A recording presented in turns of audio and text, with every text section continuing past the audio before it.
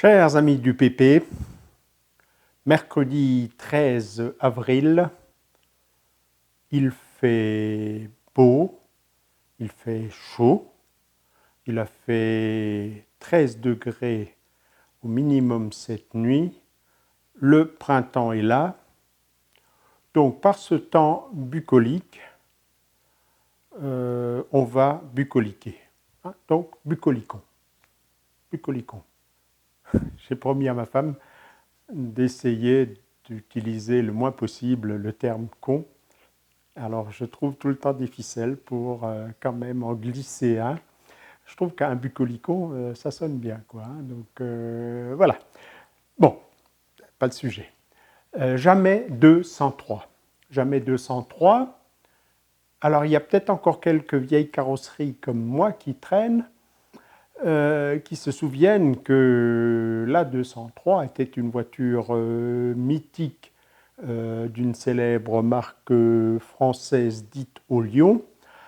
Et même si j'en ai plus connu beaucoup, j'ai plutôt connu la 403, puis la 404 et puis la 504. Et aujourd'hui, on en est à 208, c'est dire si le progrès fait rage.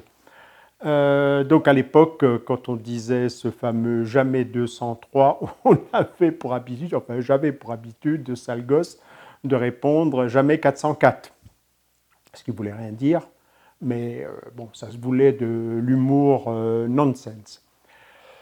Alors, vous allez me dire pourquoi toujours je mets des titres un peu abscons qui ne disent pas le contenu de mes vidéos. Eh bien, figurez-vous que je le fais exprès. Si vous êtes interrogé, parce que certains m'ont fait des commentaires ou des conseils en disant « Didier, tu te rends compte sur YouTube, il faut que le moteur de recherche accroche.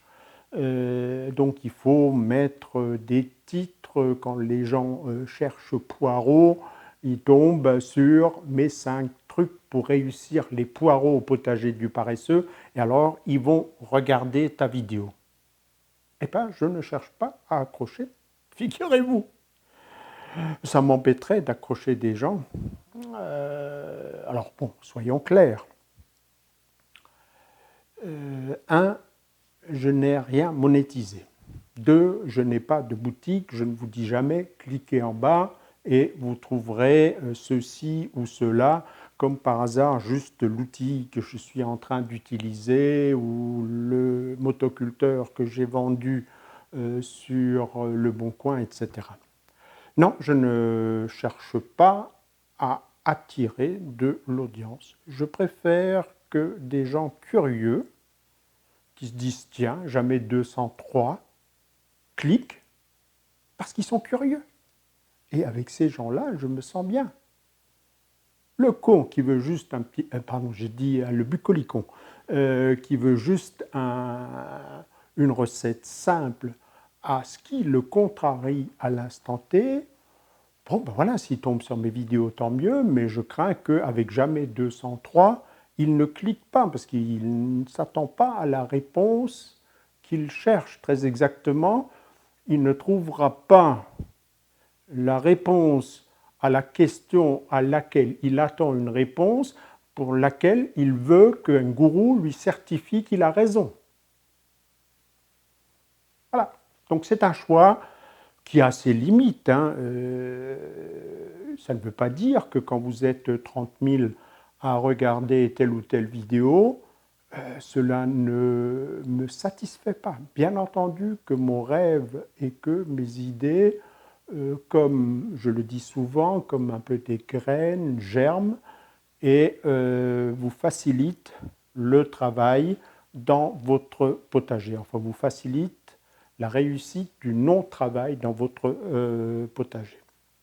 Mais je ne suis pas prêt à toutes les compromissions pour obtenir cette audience. Je me suis fixé une barre qui est assez symbolique, 1000.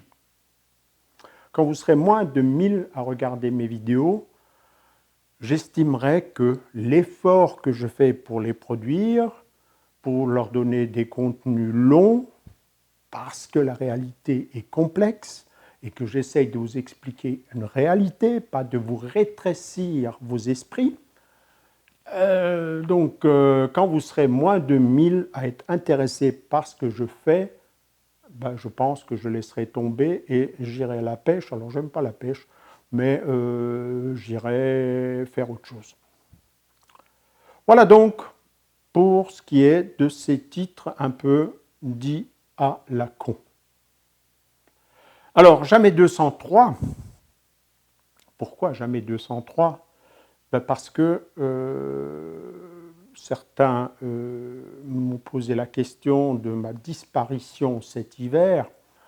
Et effectivement, j'avais un peu disparu des radars, très exactement de la caméra, parce que j'étais très occupé à essayer de ficeler dans les délais. Je ne suis pas tout à fait arrivé. Mon 3e livre, donc j'avais déjà écrit 2 livres qui marchent bien, qui marchent très bien. Et je voulais en ficeler un 3e sur un thème qui m'est cher. Je pense surprendre personne parmi ceux qui regardent mes vidéos depuis quelque temps. C'est en filigrane de beaucoup de mes vidéos, le changement climatique.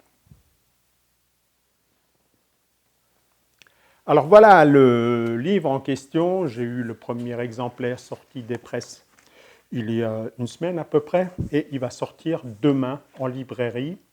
Donc, le potager du paresseux frappé par le changement climatique, et un sous-titre qui donne un peu le filigrane, la tonalité du livre, s'adapter et saisir les opportunités.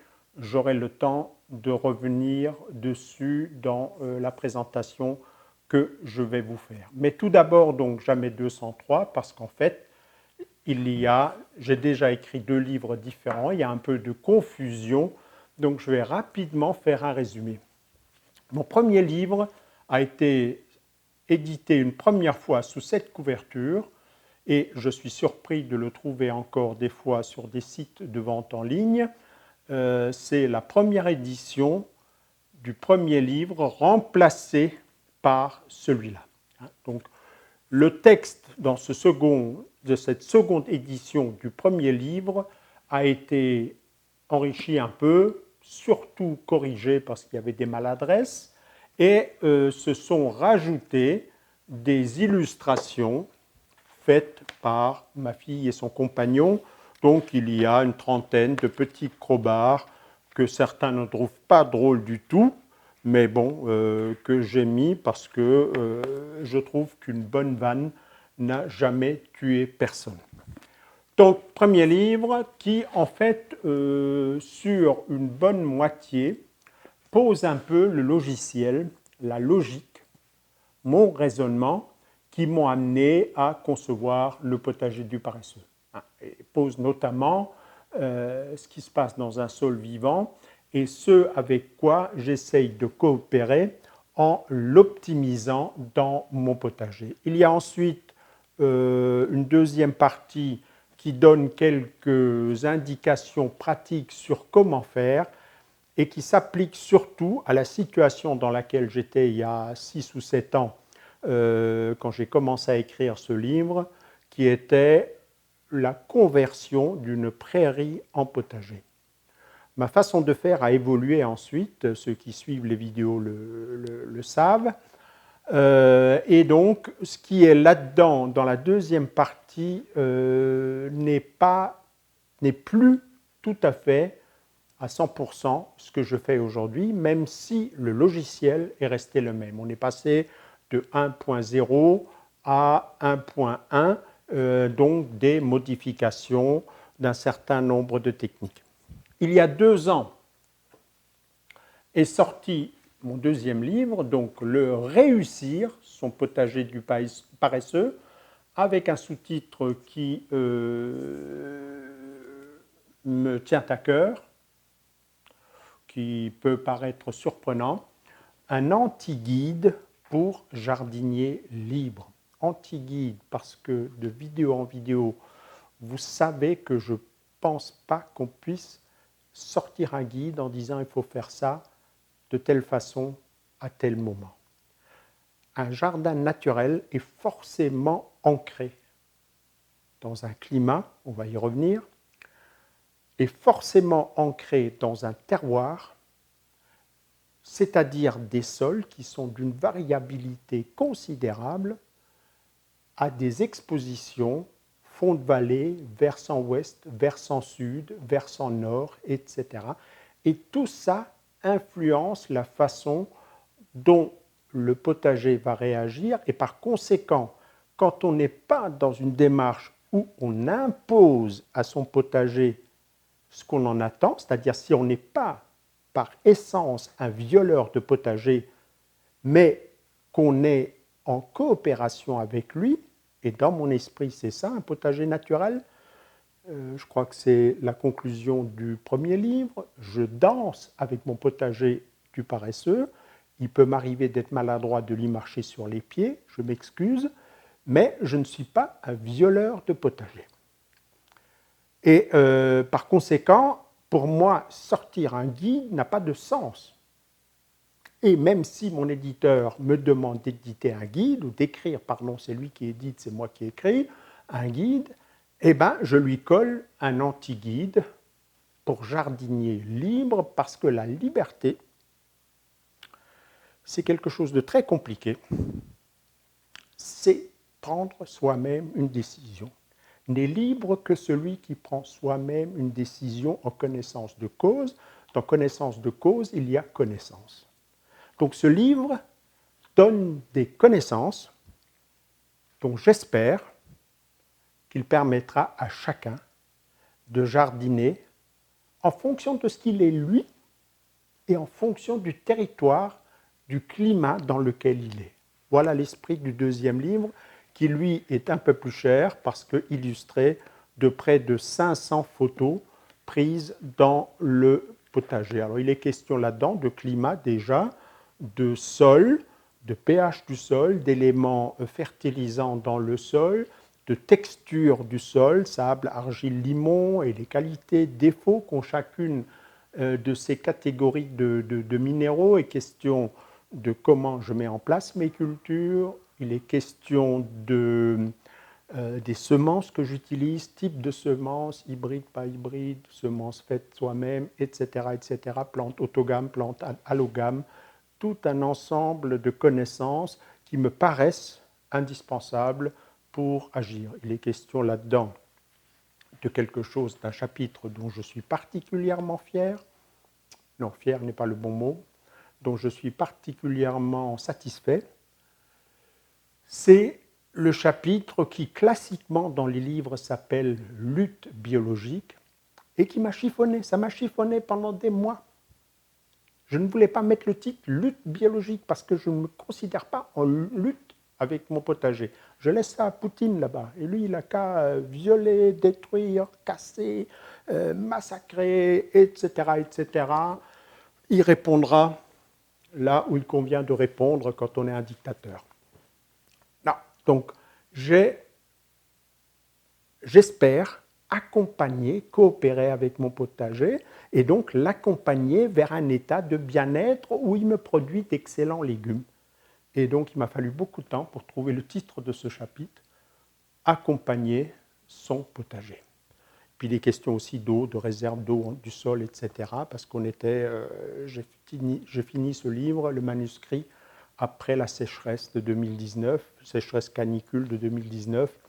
Et donc forcément, il me paraissait impossible de ne pas aborder cette question-là, parce que là aussi, je trouve absolument admirable l'idée de, comment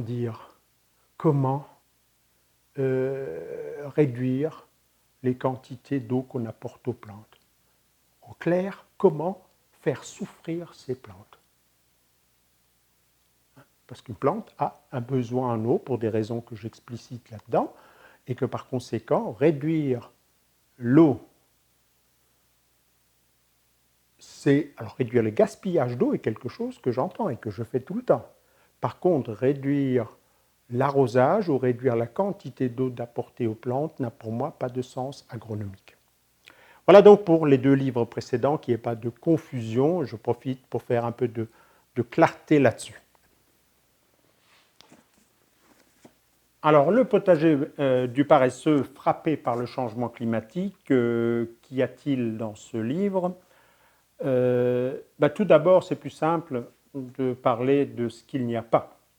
Le titre devrait vous mettre sur la piste, le potager du paresseux frappé par le changement climatique. Ce livre n'est pas une discussion à savoir si le changement climatique existe, si c'est du changement climatique ou du dérèglement climatique ou du réchauffement climatique. C'était déjà dans une de mes vidéos récentes, quoique je ne sache pas si elle est en ligne. Pas de masturbation autour des mots. J'utilise le mot le plus neutre volontairement. Changement ne dit pas dans quel sens ça va. Les modes changent. Une année c'est rayé, l'autre année c'est uni. Des fois c'est court, des fois c'est long. Donc ça c'est du changement. Donc, température monte, elle descend, la pluviométrie, tout un ensemble de facteurs climatiques peuvent changer ou peuvent ne pas changer. Donc j'appelle ça le changement climatique. Pour moi, réchauffement climatique tel que l'utilise le GIEC met l'accent sur les températures, même si la définition qu'on trouve très souvent parle de réchauffement global et puis parle de tous les aspects que cela prend, donc en quelque sorte, l'augmentation des températures est vue comme le moteur qui entraîne ensuite plus de précipitations, des sécheresses à d'autres endroits, la fonte des glaces, le ceci, le cela. Dérèglement climatique est plutôt utilisé par la mouvance écologiste qui essaye de mettre l'accent sur les causes. Et ça sous-entend que le climat était réglé et quelqu'un est venu le dérégler, et si on ne veut pas aller à la catastrophe, il faudrait de nouveau le régler. Je rajoute un petit détail au montage, je dis ça si vous observez que la luminosité a changé. Cette question des causes est évidemment extrêmement importante pour le citoyen, et au-delà des citoyens, les décideurs politiques à qui s'adresse le GIEC. Simplement, en tant que jardinier agronome, je ne me déclare pas du tout compétent pour traiter cette question des causes. Je m'en tiens au constat. Comment est-ce que ça change? Et ça, je sais le faire en tant qu'agronome. C'est tout simplement du traitement statistique de données, que vous ayez une succession de chiffres qui soient les notes des élèves dans une classe, ou que vous ayez des chiffres qui soient la taille des Français au cours du temps, ou que ce soit les rendements de telle culture au fil des années, ou la variation des températures, des précipitations, du nombre de jours de gel, etc. Tout ça sont des données.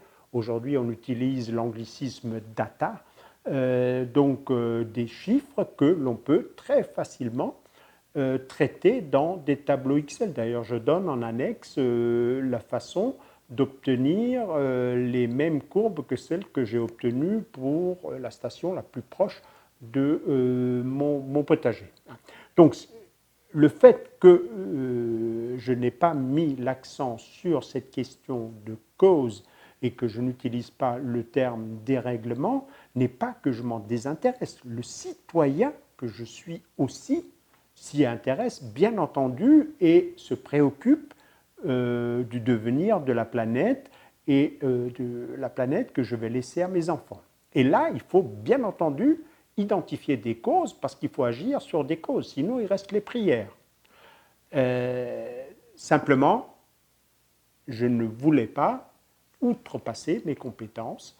Mes compétences sont là dans le potager, enfin, mes compétences si j'en ai, sont là dans le potager, et donc le constat de qu'est-ce qui change et comment est-ce que ça change sans me préoccuper des causes qui génèrent tout ça, mais suffisant pour savoir qu'est-ce que je dois faire pour réussir mon potager, pour réussir la production la plus paresseuse possible de la plus grande quantité de légumes possible dans les conditions actuelles et non pas celles qu'a connues mon père, parce que le constat que je fais sur les différentes courbes est implacable.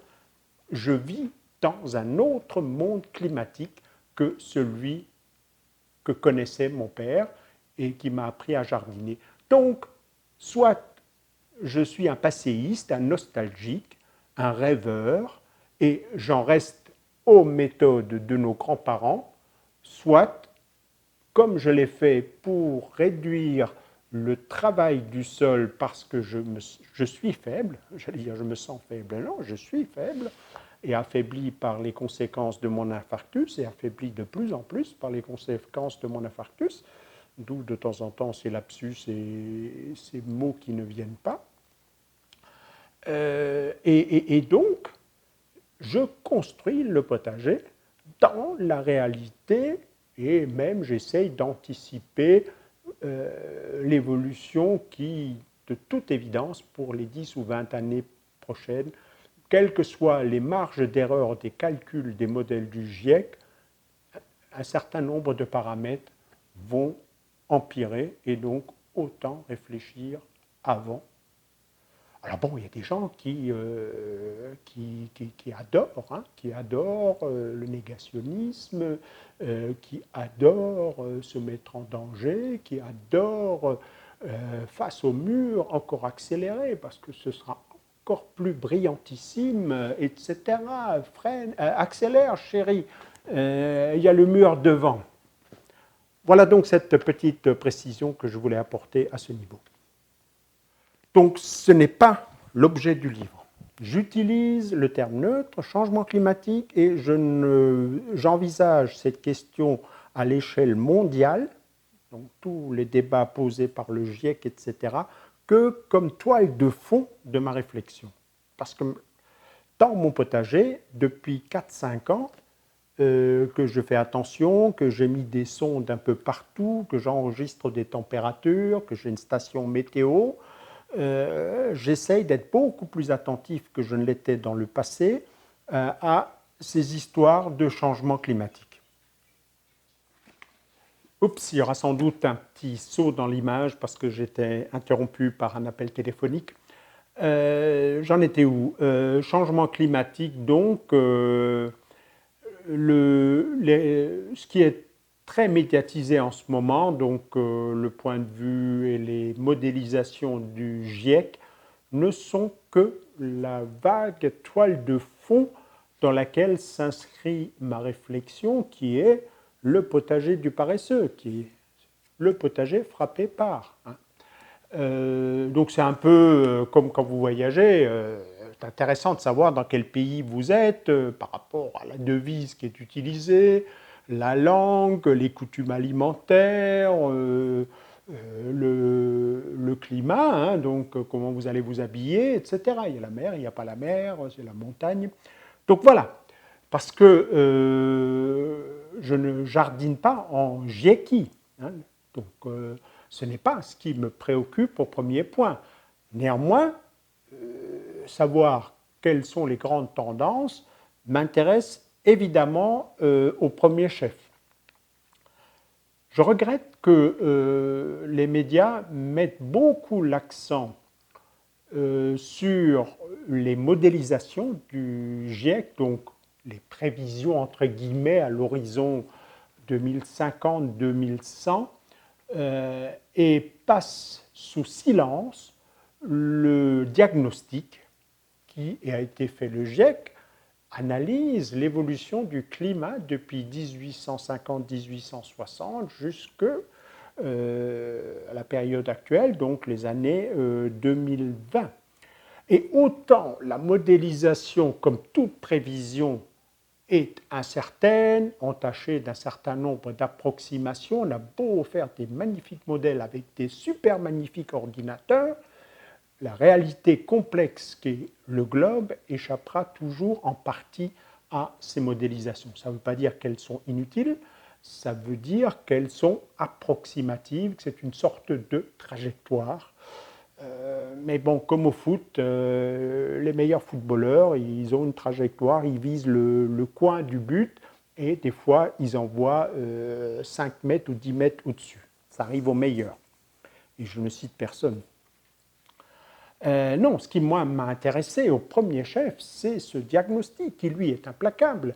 Les données météo, elles sont dans les ordinateurs des services météo du monde entier, et sauf à soit penser que les services météo du monde entier sont des corrompus, des pourris, des cons, des imbéciles, etc., etc., ou sauf à penser que les sciences statistiques, c'est de la fumisterie, le tracé de ces courbes de température, de pluviométrie, de soleil, de brouillard, de machin, et les ajustements statistiques qu'on peut en faire pour voir quelles sont les tendances qui se cachent derrière les variations quotidiennes de la météo, donc sauf à être un négationniste, cela s'impose. On peut discuter du résultat des modèles, dont je regrette que les médias ne précisent pas assez, qu'ils sont faits en fonction de ce qu'on appelle des chemins socio-économiques, des SSP dans le jargon du GIEC, Shared Socio-Economic Pathway, traduisez ça par des chemins sociétaux partagés entre météorologistes, pour ne pas étudier chacun un scénario différent. Ce sont des scénarios qui essayent de prévoir comment on va changer nos comportements, notre consommation. Est-ce qu'on va continuer, au pire, de consommer toujours plus et toujours plus de produits à base d'énergie fossile et toujours plus de produits à base d'énergie fossile sans vraiment les recycler. Donc en gros, est-ce qu'on va continuer à massacrer la Terre? C'est le scénario le pire, le SSP 1. Auquel cas on aura un réchauffement qui peut aller jusqu'à 4,5 degrés Celsius. Et à l'autre inverse, le chemin le plus vertueux est celui où on consomme moins, on gaspille moins, on consomme plus à partir d'énergie renouvelable, on consomme plus de matériaux recyclés, etc., etc., on consomme plus de produits de proximité, on arrête non, de voyager parce qu'il y a là, voilà, week-end de Pâques, on saute tous dans les avions, ça c'est le scénario 5, si ma mémoire est bonne, SSP 5, oui. Hein, on va tous sauter de l'avion chaque week-end. Tous les Chinois, tous les Américains, ils sont la plupart du temps dans les avions juste pour aller pisser à Monaco. Hein. J'ai envie de pisser à Monaco et je saute dans un jet privé. Donc voilà, on peut consommer toujours plus, on peut imaginer ça. Et donc, cette modélisation, elle est en annexe dans mon livre, hein, ce n'est pas le point d'ancrage. Je ne jardine pas en GIECI.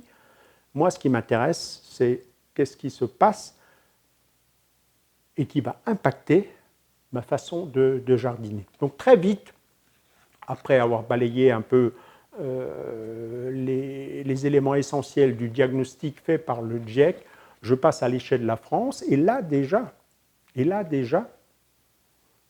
vous serez peut-être un certain nombre à être surpris, les choses se corsent. Si le GIEC à l'échelle mondiale, parce que l'échelle mondiale comprend les océans, et toute personne qui s'est baignée, même en Méditerranée, je ne veux pas vous faire le coup des Bretons, hein, l'été il fait 35, la Méditerranée, la mer, elle est à 24, parce que les températures des océans bougent très peu. Et donc, les constats faits par le GIEC à l'échelle globale, l'augmentation de température qui a eu lieu est moitié moindre de celle qui a déjà eu lieu au niveau de la France. Et au début, je vous avouerai qu'avant de m'être plongé dans les chiffres parce que j'ai passé 4-5 mois à faire des tableaux Excel, à étudier des données météo. J'en étais pas conscient du tout. Donc je fais un point un peu plus détaillé sur la France, parce qu'à l'échelle de la France, on peut appréhender d'autres phénomènes que vous ne verrez pas dans les rapports du GIEC, le nombre de jours de gelée ou ce genre de choses. Et puis donc très vite, pour poser le diagnostic, je passe à l'échelle de la station météo de Strasbourg-Ensheim, qui est à 12 km d'ici, et où j'ai des données, dans la majorité des cas, qui vont de 1946 jusqu'à 2020, et je les ai épluchées toutes, je les ai mis sous forme de crowbar, j'ai étudié les tendances, donc ce qui s'appelle les ajustements, pour voir qu'est-ce qui se cache derrière les oscillations. Est-ce que c'est plat? Est-ce que ça monte un peu? Est-ce que ça monte puis ça descend, etc. Et j'ai donc étudié comme ça l'environnement climatique du potager du paresseux avec une vingtaine d'annexes, avec des courbes beaucoup plus détaillées, parce que bon, ça devenait trop lourd dans le texte, donc j'ai mis ça en annexe. Et donc j'étudie tout un ensemble de paramètres qui impactent directement les végétaux. Donc l'agriculture et en particulier le maraîchage, pas quelque part dans une abstraite GIECI qui n'existe pas, ici. Ici, qu'est-ce qui se passe depuis la Deuxième Guerre mondiale? Donc je passe en revue des données telles que, bien sûr, toutes les températures, les moyennes, les minimales extrêmes, les maximales extrêmes. Les maximales extrêmes, l'été, nous disent quand est-ce que les plantes souffrent. Les minimales extrêmes nous disent quand est-ce qu'en automne et au printemps, nos végétaux risquent de rencontrer quelques problèmes. J'ai étudié ce qui s'appelle les DJU, les degrés jour unifiés, qu'utilisent les chauffagistes ou les climaticiens pour savoir combien il faut chauffer en hiver et combien il faut climatiser en été. J'ai trouvé ça intéressant parce qu'en fait, quand, soyons clairs et crus, quand un vieux comme moi souffre de chaleur l'été et qu'il faut lui installer une clim, et bien dehors, les plantes, elles souffrent et elles doivent puiser beaucoup plus d'eau pour se climatiser par l'évaporation de cette eau. Et donc, c'est une donnée extrêmement intéressante et vous verrez, je ne sais plus à quelle page, mais les DJU climatisation explosent chez nous en Alsace. Ça veut dire que les plantes doivent se climatiser de plus en plus. Le TP, bien sûr, l'évapotranspiration potentielle, c'est-à-dire la quantité d'eau que les plantes et le sol vont évaporer, est quelque chose qui explose, qui augmente clairement, indiscutablement, sauf négationnisme. Et par conséquent, nos plantes sont soumises de plus en plus à plus rude épreuve. Voilà, donc de façon qui ne vous surprendra pas, j'arrive à la conclusion que oui, ça chauffe pour nos légumes l'été. De façon peut-être un peu plus surprenante, parce que on reste français, on a l'art de se lamenter, de catastropher, etc. J'ai aussi essayé de voir d'être conscient du fait que si les températures en tendance augmentent, ces oscillations montent, donc les hauts montent de plus en plus haut, mais les bas descendent de moins en moins bas. Et puis là, on se dit, mais il ne faut pas être con. Il faut cultiver puisque les moins descendent de moins en moins bas. Et c'est toute la tactique que vous avez vue que vous avez pu apercevoir dans mes vidéos récentes de culture en hiver et surtout de culture beaucoup plus précoce au printemps. Et alors, me direz-vous? Alors, la deuxième partie du livre, donc je vais vous montrer, je vais essayer de retrouver la césure. À partir d'ici, bon, je ne sais plus, 200, Voilà. À partir de cette partie de droite ici, c'est toute une réflexion sur comment s'adapter pour esquiver les nouveaux problèmes qui apparaissent. Vous l'avez déjà deviné un tout petit peu, des pointes climatiques qu'on appelle calicules de plus en plus fréquentes, qui font souffrir nos légumes, qui peuvent nuire à la croissance et à l'épanouissement de nos légumes. Comment esquiver ça? Et d'un autre côté, comment profiter de nouvelles possibilités beaucoup plus tôt au printemps, même si le coup de froid qu'il y a eu il y a 10 jours nous rappelle que rien n'est jamais facile en agriculture, rien n'est jamais donné d'avance. Néanmoins, il a fait très doux et il y avait des possibilités de croissance avant et il y en a à nouveau là. Hein. Je vous le disais tout à l'heure en introduction, cette nuit, ce n'est pas descendu en dessous de 13 et là, il fait 24 dehors à l'ombre hein, et je commence à transpirer à l'intérieur. Donc, ce serait criminel, de mon point de vue, hein, mais chacun fait ce qu'il veut, vous êtes libre, hein, d'attendre bêtement des seins de glace. Pour moi, aujourd'hui, seins de glace, c'est quoi? C'est Saint Miko, Saint Magnum et Saint Häagen-Dazs. Ou alors, on est resté ancré au Moyen-Âge dans des pensées religieuses. C'est les saints qui commandent notre façon de jardiner. On est un peu comme ces gens qui, en bas, attendent de la diligence devant l'ancienne poste et qui ne verront jamais passer le TGV. Ah oui, ils attendent la diligence devant l'ancienne poste parce qu'ils sont au XVIIIe siècle. À l'époque, les diligences arrivaient, elles étaient souvent en retard. Hein.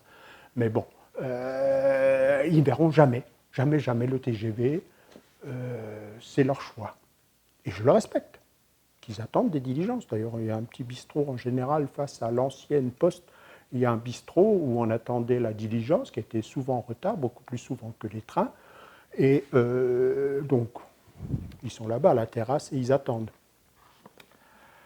Donc, esquiver l'été, profiter, anticiper l'été, cultiver plus tôt avec certains légumes appropriés, je vais y venir dans un instant. J'ai chez moi une saison qui marche à tous les coups, l'automne, qui est devenu un véritable été indien, et je démontre dans ce livre, statistiques à l'appui, que le nombre de jours de brouillard se réduit, le nombre de jours de gel automnal se réduit, l'ensoleillement augmente significativement en automne, et donc on a une espèce d'été sympa, sans les excès, sans les coups de bambou, sans le massacre en automne. Et donc, je règle ma saison, enfin, je règle mes saisons de jardinage sur ce nouveau constat. Donc, j'essaye d'avoir le maximum de légumes en automne et j'essaye, par un choix variétal adapté, de tirer ça jusqu'en hiver. Et bien, l'hiver, maintenant, ça va jusqu'en décembre, jusqu'en janvier, des fois, on arrive à s'en tirer avec un certain nombre de légumes. Bien sûr, pas les tomates. Bien sûr, pas toutes les excentricités exotiques qui, aujourd'hui, font mousser les jardiniers. Pas les Christophines, bien sûr. Pas même le melon, hein, qui est un grand frileux, a un tout petit peu, enfin, a du mal passer septembre chez moi. Donc voilà, dernier axe. Hein, donc en fait, la deuxième moitié du livre, c'est 4 axes.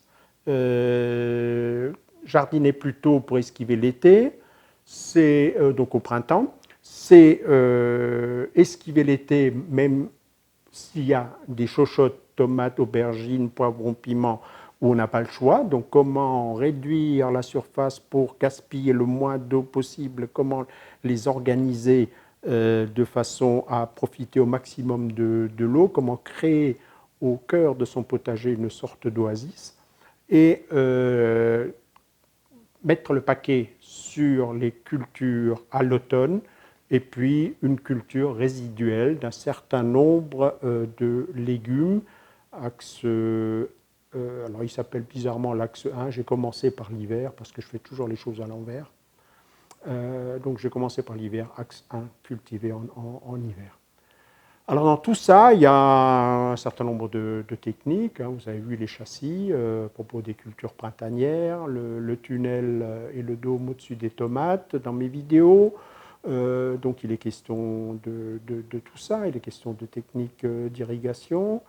Et surtout, pour chacune des saisons, je pense que c'est absolument inédit.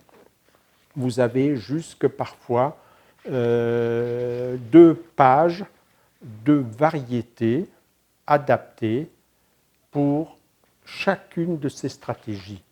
Parmi elles, il y a quelques variétés bien connues, des fois une demi-douzaine, une douzaine, et il y a des dizaines et des dizaines et des dizaines de variétés pas connues, très peu connues, inconnues, et parfois malheureusement rejetées par les jardiniers dogmatiques lorsqu'il s'agit d'hybrides F1. Donc pour chacune des saisons, un gros tableau d'1 à 2 pages de variétés. C'est ce qui m'a pris des semaines de recherche bibliographique sur les variétés dans les catalogues des principaux semenciers. J'ai épluché les dates de culture, la précocité, la résistance au froid, etc., ou la résistance à la sécheresse pour les variétés estivales. Et vous trouverez ça donc dans ce livre. Voilà donc en gros 448 pages, annexes comprises, et tables des matières comprises, numérotées, paginées. Le potager du paresseux frappé par le changement climatique. Bonne lecture à ceux qui se lanceront dans l'aventure. Comme toujours, mon objectif, gros travail, je l'ai dit, de façon très bizarre. C'est un livre dans lequel je suis rentré relativement facilement parce que ces pensées me taraudent depuis 3-4 ans.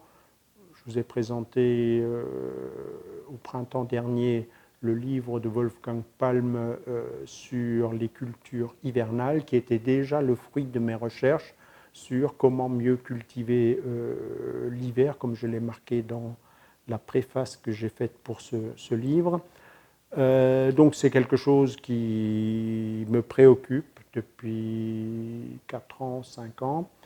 Et donc je suis rentré très facilement dans le livre, et puis à un moment donné, alors je ne sais pas, c'est un mystère pour moi, un mystère, alors j'allais dire d'écrivain, je ne me considère pas comme un écrivain, je me considère comme un jardinier qui écrit, ce qui n'est pas la même chose, mais d'où viennent les idées? Donc à un moment donné, des idées, c'est comme quand la récolte est bonne, votre cerisier porte des cerises, vous ne savez plus quoi en faire, Et donc, alors les cerises, bon, il y a toujours des amis qui viendront les manger, qui viendront les manger à condition que vous les leur cueillez. Mais voilà, et puis vous pouvez faire des bocaux, des confitures, etc. Moi, à un moment donné, le livre était trop gros et il a fallu, ce qui est toujours très difficile pour quelqu'un qui écrit, vous avez fait du travail, vous avez peaufiné les phrases, et à un moment donné, il faut sabrer, il faut supprimer des choses. Alors, je fais comme je fais pour les légumes, je mets au frigo, je coupe des chapitres, et je me dis, tiens, je vais le mettre de côté dans un classeur, et puis un beau jour, j'écrirai un 4e livre, parce que jamais 404, et puis un 5e, jamais 504, et ainsi de suite, pourvu que la santé tienne le coup. J'écrirai et puis je réutiliserai ces fragments. Allez, je vous ai assez bassiné. Je suis assez satisfait d'arriver au bout, même si à un moment donné, comme les précédents, ça m'a un tout petit peu épuisé. Allez, bonne lecture si vous l'achetez. Pas bonne lecture si vous ne l'achetez pas, mais c'est votre liberté la plus profonde et je la respecte. Et Ciao et à une prochaine.